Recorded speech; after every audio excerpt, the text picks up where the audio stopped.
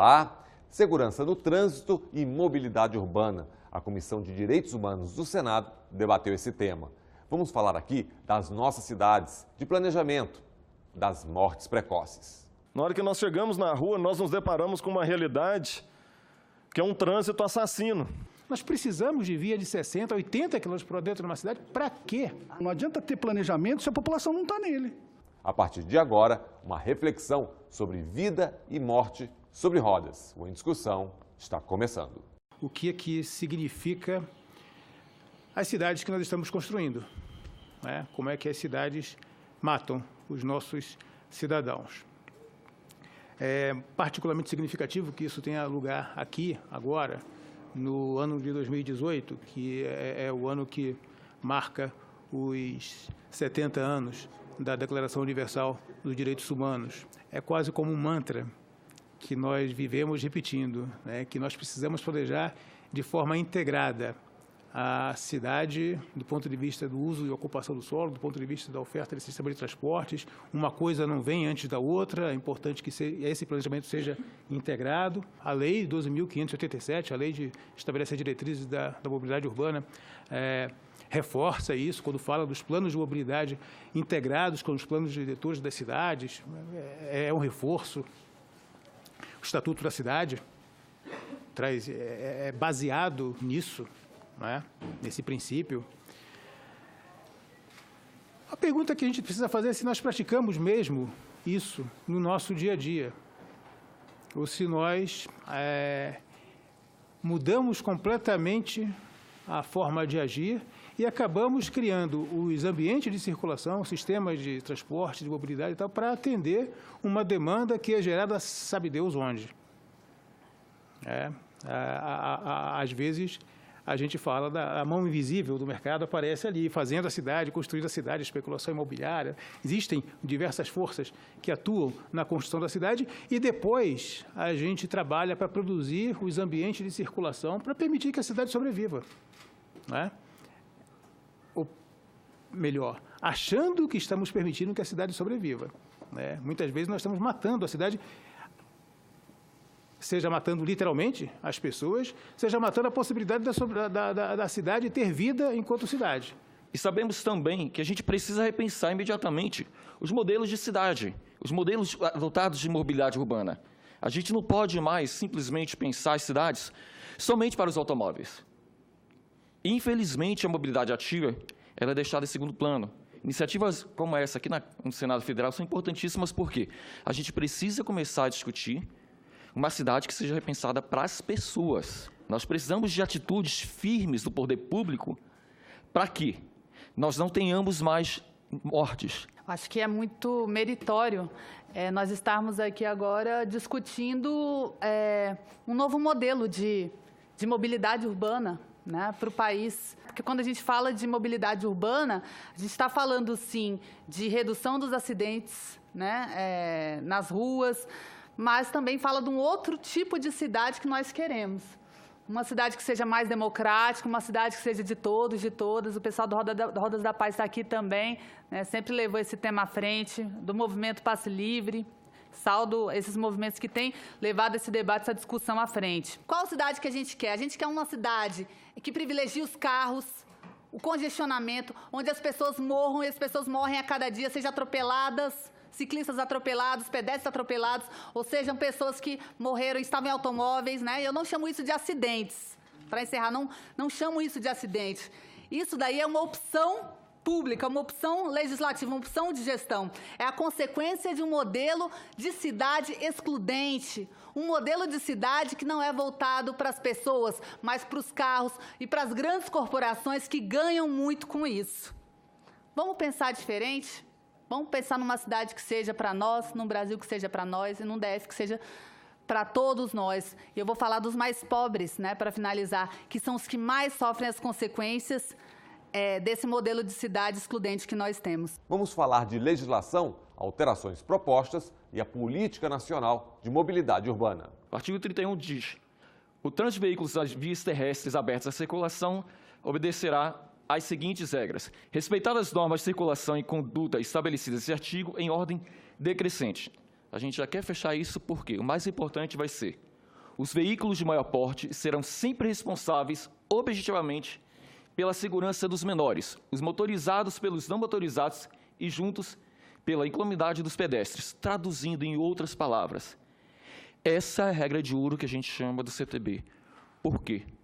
O maior protege o menor. Você está no seu veículo. A gente quer colocar que seja lei você proteger o ciclista e, consequentemente, o pedestre. Isso tem que ser lei, isso tem que ser uma prática do cotidiano. A gente não pode deixar que isso, que continue acontecendo essas mortes e colocar isso já no Código de Trânsito. O que a gente precisa é deixar bem claro, redução já de velocidade. Não é inconcebível, em vias urbanas, 60 km, 80 km, para a gente ser mais específico. A gente precisa que isso seja alterado. Acho que foi numa reunião com o pessoal da CEMOB, a proposta de redução ali do eixão para 70 km por hora, foi feito um estudo que, se você cruzar o eixão de ponta a ponta, com essa velocidade, você teria mais ou menos 3 minutos e pouco no acréscimo do seu tempo. O que é 3 minutos e pouco, ou 10, ou 20, ou 30? Você poderia ter 1 hora de acréscimo para você evitar que uma pessoa seja assassinada. Item A. Ao ultrapassar ciclistas e veículos de tração animal em 2 vias com mais de uma faixa de rolamento no mesmo sentido, os veículos motorizados deverão transpor de faixa em velocidade compatível para ação. Hoje o Código de Trânsito diz que tem que ser 1,5 m. Nós queremos agora que seja o quê? Que a pessoa transponha de faixa para o veículo. Item 11. Sobre ciclovia ou ciclofaixa. Infração grave, penalidade, multa, medida administrativa, remoção do veículo. As pessoas param os carros nas ciclovias, sendo que a ciclovia hoje ela não está servindo somente para a passagem de ciclista. A ciclovia hoje é utilizada pelo pedestre. Artigo 244. Deixar de reduzir a velocidade do veículo de forma compatível com a segurança no trânsito. Ao ultrapassar o ciclista, infração gravíssima. Infelizmente, a gente não tem um termo superior a gravíssima. E aí, me vem a resolução do CONTRAN 706 de 2017, que, em vez de fornecer estrutura para a mobilidade urbana, que está direcionada simplesmente ao nosso veículo, ao carro automotivo, o que ela faz? Ela vai punir o pedestre, o ciclista, se ele, de repente, ele não utilizar a ciclovia. Você vai ser multado se você não utilizar a ciclovia. E o que acontece? Por exemplo, se você tem uma ciclovia adequada, você vai utilizar? Logicamente que você vai. Mas a gente sabe que as estruturas hoje das cidades não permitem que você tenha, que você utilize esses espaços. Entramos com requerimento, juntamente com a Rodas da Paz, na Defensoria Pública da União, para quê? Para que isso seja revogado. Se você tem uma estrutura, sim, você pode começar a penalizar, mas enquanto você não tem, a gente não consegue fazer isso. É ilegal penalizar o lado mais fraco da estrutura. A atribuição constitucional da gestão, da legislação da mobilidade urbana é dos municípios, né? Então, uma secretaria nacional, ela, na verdade, tem a missão maior de implementar a política pública, que dá diretriz para essa atuação local, né? Local e regional, principalmente no que se refere à questão das regiões metropolitanas, né? Que é onde vive a maior parte da população brasileira. É tão generalizada a questão da comportamental que a gente pensa também, será que o poder público também não usufrui disso? Quer dizer, essa falta de organização também e de fiscalização também não estimula uma indústria de multas, né? Quer dizer, são tantos os interesses que falta uma sensibilização muito geral, não só da sociedade, mas do poder público também, de todas as esferas. Quando a gente pensa no planejamento da segurança viária, eu acho que, prioritariamente, a gente tem que pensar em campanhas, em sensibilização, e de que forma a gente pode mudar o comportamento tanto da sociedade como do poder público, das empresas, de todos os envolvidos, né? de todas as pessoas do país que, na verdade, estão vinculadas à mobilidade urbana, né? Não existe uma pessoa que pode falar, esse assunto não é meu, né? Mas uma coisa que a gente estimula no plano de mobilidade é o planejamento da municipalização do trânsito, porque isso traz mais arrecadação para o município. A gente sabe que hoje é um grande entrave dos municípios a questão financeira, né? Então, isso tudo também deve constar no planejamento, né? da cidade. Mas, majoritariamente, a Política Nacional de Mobilidade Urbana, ela trata da participação da sociedade, ela fala muito da gestão democrática, que não dá mais, nenhuma política urbana contemporânea pode fazer um planejamento sem trazer as necessidades e a visão da população.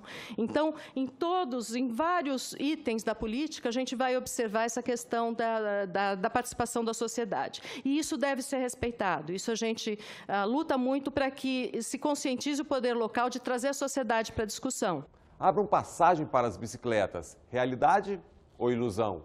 As tristes estatísticas no trânsito. Estima que, em termos globais, a gente tem cerca de 1,3 milhão de mortes no trânsito, 50 milhões de feridos aqui, 12% disso na região das Américas e 1/3 é uma generosa contribuição que o nosso país dá para a região das Américas. Os custos sociais e econômicos aqui já foram estimados aqui, o que eu tenho de dados mais recentes aqui, em termos de 1,8 trilhões que a gente tem em termos globais. É a terceira causa de morte que a gente tem no trânsito nos grupos de 30 a 44 anos, a segunda de 5 a 14 e nada menos do que a primeira, pode passar a próxima, a primeira que a gente tem em termos globais nesse segmento de 15 a 29 anos. No Brasil está próximo mesmo, Bruno. A gente só perde para armas de fogo, mas é uma juventude que a gente está perdendo bastante aqui. Compara aqui com todas as demais causas que a gente está... Eu só coloquei as 10 primeiras que eu peguei aqui pela OMS. A representatividade que tem os traumatismos causados pelo trânsito. E lembrar também que quem paga por isso, a conta disso aqui, os mais afetados são os mais pobres entre os mais pobres. A gente vê aqui segmentos de pedestres, ciclistas e motociclistas, que é uma endemia que a gente está passando aqui nas Américas. No Brasil não está fora disso. As motos aqui no Brasil, só para lembrar, na região norte e nordeste, elas já representam a maior parte da frota. Dados últimos dos nossos colegas do Denatran aqui, de fim de 2007, e tem tido um aumento da proporção de motos, veja aqui no gráfico abaixo, desde 2008, que não está nessa série aqui, que a gente vem notando que motos passaram a ser, entre os modais, os mais representativos aqui nas mortes no trânsito que a gente tem no país. Isso só tem aumentado em termos proporcionais aqui. E lembrando também a implicação que isso tem, o impacto que isso tem no Sistema Único de Saúde da gente aqui. 58% das internações que a gente tem, não é só quem morre, é bom, a gente está lembrando, né? 58% do total das internações que a gente tem aqui por acidente de transporte terrestre está relacionado com moto, com esse custo aqui que está estimado, porque a situação está mais grave, particularmente nas cidades de pequeno e médio porte, que tem menos estrutura institucional, fiscalização, entre outras coisas, diferentemente do que está acontecendo com pedestres, que estão mais a salvo nas cidades de maior porte. Essa aqui é a estimativa, o que a gente tem de último em relação ao impacto no SUS, que teve os chamados acidentes de trânsito, essa sobrecarga violenta que acaba tendo no setor saúde, emergência, centro cirúrgico, terapia, unidade de terapia intensiva, fisioterapia, reabilitação, e todos os outros serviços, né? Além dos custos, que eu acho que é conhecido por quem é da área de trânsito, que já foram estimados pelo IPEA, isso aí é o impacto que a gente tem só para a área da saúde. No Brasil, acidentes de trânsito são a segunda maior causa de morte de jovens, né? Então, a segunda maior causa de morte de jovens no país e a primeira maior causa no mundo. Então, nós não estamos falando de algo trivial, não estamos falando de algo que não tenha, de fato, uma importância e um impacto, inclusive, sobre a saúde pública, sobre os custos que existem relacionados às consequências de um transporte público, de um transporte violento. O Brasil tem hoje mais de 90 milhões, 94, quase 95 milhões de veículos registrados. O Denatran estima que 2/3 desses números, né, pouco mais aí de 60 milhões de veículos, estejam em circulação. No trânsito, nós somos todos pedestres. Uma vez implantados sistemas públicos de transporte de passageiros, o pedestre, de fato, ele tem que ser novamente visualizado como ente frágil desse sistema e que possamos proporcionar para eles passarelas, calçadas, ciclovias e ciclofaixas, dada a possibilidade de transportar a bicicleta. O mundo todo sabe que o transporte ativo, seja ciclista, seja pedestre, patins, skate, o que for, é a solução para as nossas cidades, né? As cidades hoje elas não aguentam mais tanto carro na rua, né? Isso não é uma realidade só do Brasil, isso são cidades do mundo inteiro passam por esse problema. Nós também, quem está de bicicleta, quem está a pé, também aparece como salvação na Política Nacional sobre Mudança do Clima, onde lá está escrito que o governo estadual, federal, deve proporcionar estrutura para esse meio de transporte, considerando que o transporte é uma fonte poluente, contribui para o efeito estufa, contribui para a poluição geral das nossas cidades. Bom, isso é ótimo, né? Todo mundo acreditou e está todo mundo indo para a rua. Só que aí quando isso acontece, nós batemos com a cara no muro duro, áspero, né? Que é mais uma contradição da nossa sociedade. Na hora que nós chegamos na rua, nós nos deparamos com uma realidade que é um trânsito assassino. Morrem 45 mil pessoas, aproximadamente, por ano no trânsito. Não só a bicicleta, pedestre, todo mundo está se matando. Isso é a segunda maior causa de mortes de jovens no Brasil. Esse comportamento do carro e a aceitação do Brasil em aceitar o carro como o exemplo maior de uma sociedade civilizada tem a ver com a preeminência americana que vem desde 1948, e da força que as empresas multinacionais têm em impor um determinado tipo de circulação no Brasil. A coisa é muito mais antiga, é muito mais complicada. Eu peguei uma estatística recente que já tínhamos, em 6 meses, chegado a 120 vezes aumento de gasolina. 120 aumento em 6 meses. Bom, se chegar assim, vão fazer um ano, mais de 200 aumentos de gasolina. Alguma coisa está errada, né? E a bicicleta pode ser uma alternativa. Com certeza. Né? Uma alternativa viável. Nós temos hoje em Cajazeiras quase 700 ciclistas através de uma associação que tem na nossa cidade. Para vocês terem ideia, a construção de um simples bicicletário que está dentro desse plano de mobilidade urbana para ciclistas. Algumas pessoas questionam, mas para que construir um bicicletário numa cidade de 62 mil habitantes? Que eu acho interessante, a gente tem que priorizar como é que o ciclista vai andar se não tem onde colocar a sua bicicleta. Outra coisa que o planejamento dá conta é da integração, quer dizer, não são todos os deslocamentos que você pode fazer de bicicleta, né? Mas você pode integrar a bicicleta na medida que você faça também um planejamento de infraestrutura. É comum as pessoas não usarem bicicleta porque chega num ponto, ela não tem o que fazer com a bicicleta. Quer dizer, eu vou até lá ou eu vou depois pegar um metrô e eu não tenho o que fazer. Então, esse planejamento que também faz com que você integre a bicicleta no sistema de mobilidade urbana é fundamental. O nome, Raul Aragão. O fato, morto no trânsito em Brasília em outubro do ano passado. A homenagem da Comissão de Direitos Humanos, que ouviu pai, mãe e a irmã do ciclista. As pessoas estacionam nas esquinas, provocando engarrafamentos monstros nas vias da cidade, gastos de combustível, de saúde mental das pessoas. As leis estão aí, tem todas. O que não existe é um compromisso social de cumprir as leis. É impossível a gente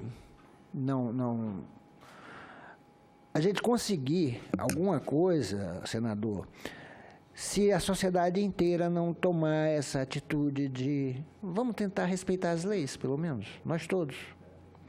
E vamos também cobrar que a lei seja cumprida. Que possamos juntos passar essa educação no trânsito, principalmente para as crianças. Eu acho que para as crianças, se a gente educar no começo para as crianças, nós conseguiremos ter um trânsito mais seguro, porque são elas que, quando você passa no sinal vermelho, a criança diz, olha pai, é um sinal vermelho, não passe não, respeita a faixa de pedestre, porque ela viu aquilo na escola. Se uma pessoa é pego no bafômetro, bebeu, foi pego, ele é conduzido, passa um ano sem dirigir. A moça que matou o 62 no Lago Norte. Lago Norte. Né? Tinha bebido tudinho. A punição dela judicial, 4 meses sem dirigir. Então, uma pessoa embriagada, que é pega no bafômetro, que não matou ainda, passa um ano sem dirigir. Quando essa pessoa embriagada matou no trânsito, na faixa do ciclista e tudo, ela foi punida pela justiça apenas 4 meses sem dirigir. E aí dizem assim, não, administrativamente você pode pedir uma punição maior, né? Aí eu revelo, a justiça está parceira dessa questão ou não, né? Até para a população inteira, eu vejo pessoas que dizem assim, é até complacente com quem mata no trânsito, assim, porque, eu já fui imprudente, eu já fiz uma besteira, o meu filho faz isso, não sei o quê. Então, a sociedade, ela também, ela não está preocupada em resolver as mortes do trânsito ainda. São muitas coisas a melhorar, muitas regras a seguir, mas eu acho que o que falta mesmo é seriedade e vontade social e política. Quando você tem uma justiça que funciona de um jeito para uns e de outro jeito para outros, você não tem justiça. E, assim, sobre esses 45 mil mortes por ano no trânsito, hoje em dia no Brasil a gente tem 8 pessoas presas por crimes de trânsito. Apenas. Em 1964 a 1979, Amsterdã, morreram 400 crianças. Foi só com protesto em cima de protesto que eles conseguiram fazer com que os planejadores urbanos mudassem a maneira de planejar a cidade. O maior impacto na poluição atmosférica é do transporte urbano. Então, só aí já justificaria uma transferência modal, que a gente chama, quer dizer, parar de usar, reduzir o uso do veículo privado para a bicicleta, para a caminhada e para o transporte público, isso em função das distâncias, né? Se o direito à circulação fosse assegurado a todas as pessoas de maneira equânime, equitativa, o espaço das cidades fosse distribuído de forma democrática para todas as pessoas, talvez a necessidade de deslocamento por veículos fosse muito menor. A gente não precisava fazer criar. Na prática, a gente cria condições que impedem o exercício da liberdade de ir e vir. Ou é diferente, quando a gente corta uma cidade como é Brasília, corta de ponta a ponta a cidade com uma via com 80 km por hora. Nós não estamos impedindo as pessoas de se deslocarem livremente de um lado, do lado oeste para o lado leste da cidade. É também rever quais são os limites que nós estabelecemos para as velocidades das nossas vias. Nós precisamos de via de 60, 80 km por hora dentro de uma cidade. Para quê? Mas não tem nada a ver com economia de tempo. Esse tempo que se economiza é mínimo, desprezível, não se compara com o que a gente está falando de potencial de risco para as pessoas que são atingidas num sinistro, num atropelamento, numa colisão, etc. Cada pessoa que está dentro de um automóvel desse, ele acaba sendo afetado por esse ambiente de trânsito, com falta de planejamento, com uma situação realmente de violência que a gente não pode negar. Então, da minha parte, da parte da Defensoria, assim, apoiar que a causa é justa, o pleito é justo para que não só o Raul, mas todos aqueles que morreram no trânsito, as pessoas que podem estar sendo hoje vítimas dessa guerra, que a gente possa encontrar aqui soluções, propostas para que a gente possa mudar essa realidade tão triste que hoje aflige a população brasileira. Tarifa zero, enfim, uma mobilidade urbana melhor, transporte público, investimento em transporte público coletivo de qualidade, diminui os gastos com saúde, além disso, né, porque a gente viu que é uma das principais causas de acidentes no mundo, né, diminui os gastos com saúde, diminui a pressão sobre o Sistema Único de Saúde, que é público, diminui congestionamentos, diminui a poluição, vai aumentar também o consumo, porque as pessoas circulam mais, elas têm mais dinheiro para gastar e circulam mais. Então, isso aumenta a quantidade de impostos, né? Se as pessoas consomem mais, aumenta o ICMS que é pago. As nossas cidades, elas se tornam mais limpas, mais sustentáveis, se tornam melhores. O acesso à cidade se torna mais democrático. Não adianta ter planejamento se a população não está nele. Seja usando a abordagem multinível, seja no nível federal, seja no nível estadual, seja no nível local. Não tem jeito. Por quê? Porque no nível local, quem financia as campanhas dos prefeitos são as empresas de transporte coletivo. Uma das empresas. Inclusive, no nosso caso, das universidades, nós façamos uma autorreflexão sobre como é que nós estamos formando os nossos engenheiros, os nossos arquitetos, os nossos planejadores, os nossos economistas, os nossos sociólogos. Como é que nós estamos formando essas pessoas para construir o quê? Que futuro a gente está? E a gente peca nisso. né? Porque a gente sai reproduzindo essas coisas que vêm de... A gente não sabe muito bem qual é a origem, mas a gente sai reproduzindo isso sem fazer uma reflexão crítica, e no final das contas a gente vai produzir essas cidades que são o oposto do que está nos princípios da Declaração Universal dos Direitos Humanos. É o oposto. E o Em Discussão fica por aqui. Você também pode acessar o programa pelo endereço senado.leg.br/TV ou pelo nosso canal no YouTube. Nos despedimos com as imagens de Raul Aragão.